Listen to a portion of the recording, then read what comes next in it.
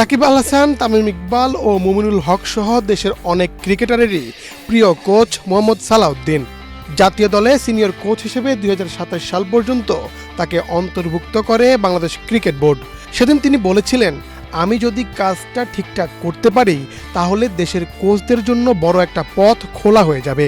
1 বছর না যেতেই 3 বছরের জন্য পাওয়া দায়িত্ব যখন 1 বছর হতেই পদত্যাগের সিদ্ধান্ত নিবে, তখন তিনি সফল নাকি ব্যর্থ কি বলা যাবে আসলে। তবে মোটা দাগে ব্যর্থতাই যেন সামনে এলো। 2024 সালে ফারুক আহমেদের বোর্ড যথেষ্ট সম্মান দিয়েই দায়িত্বে এনেছিলেন সালাউদ্দিনকে। Gold's Gym across 30 plus countries with over 700 plus locations worldwide. Train anywhere, belong everywhere. সহকারী কোচের আগে সিনিয়র যুক্ত করা হয়। ক্রিকেট ইতিহাসে এমন পদবি আছে কিনা সন্দেহ। জাতীয় দলের কোচিং স্টাফে দেশের কোচদের ইতিহাসে সবচেয়ে বেশি পারিশ্রমিকও তার। 2027 বিশ্বকাপ পর্যন্ত মেয়াদ ছিল তার। দেশের কোচদের এত দীর্ঘমেয়াদে নিয়োগ দেওয়াও বিসিবিতে নজিরবিহীন। কিন্তু কতটা করতে পারলেন তিনি?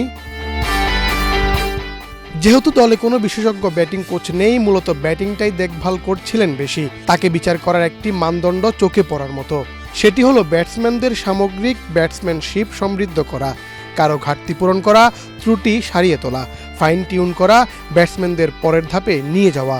এগুলোই তো তার কাজ ছিল। গত 1 বছরে জাতীয় দলে নিয়মিত খেলা কোনো ব্যাটসম্যানের ব্যাটসম্যানশিপ কি আদৌ সমৃদ্ধ হয়েছে? কারো দুর্বলতার জায়গায় কি উন্নতির ছাপ আছে? সাইফ হাসান বাইরে থেকে এসে কিছু ম্যাচ ভালো খেলেছেন, তার আসল পরীক্ষা সামনে। নিয়মিত ছিলেন যারা, তাদের মধ্যে তানজিদ হোসেন তামিম, পারভেজ হোসেন ইমন, তাওহিদ হৃদয়, জাকের আলী অনিক, নাজমুল হোসেন শান্ত, লিটন কুমার দাস, শামীম হোসেনরা অন্যতম। কার ব্যাটসম্যানশিপে দৃশ্যমান উন্নতি হয়েছে বলুন তো? এক জাতীয় দৈনিককে সালাউদ্দিন জানান, কোচিং করানোটা আমার উপভোগের একটা জায়গা, মাঠই আমার সব। যদি কোনো কারণে সেটা উপভোগ না করতে পারি তাহলে সরে যাওয়াই ভালো। আমি আমার দায়িত্বটা আর উপভোগ করছি না। তবে কোচ সালাউদ্দিনের এমন হার মানা সামনের দিনে দেশীয় কোচদের জন্য দুঃসংবাদ। দেশীয় কোচদের মধ্যে সর্বোচ্চ মূল্যায়ন পেয়েছিল সালাউদ্দিন, কিন্তু কাজটা করতে পারলেন না ঠিকঠাক।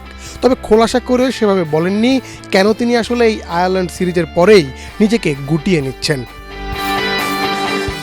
দর্শক, সাকিবদের কোচ সালাউদ্দিনের এমন পদত্যাগ আপনি কিভাবে নিচ্ছেন জানিয়ে দিন কমেন্ট বক্সে।